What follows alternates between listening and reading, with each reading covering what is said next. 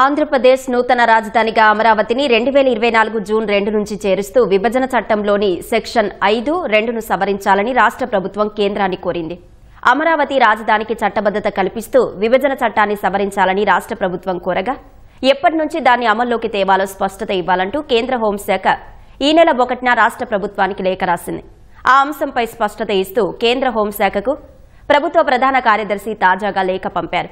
2024 June 2 నుంచి అమరావతి ఆంధ్రప్రదేశ్ రాష్ట్ర రాజధానిగా ఉంటుందని విభజన చట్టంలోని సెక్షన్ 5(2)లో చేర్చాలని కోరారు.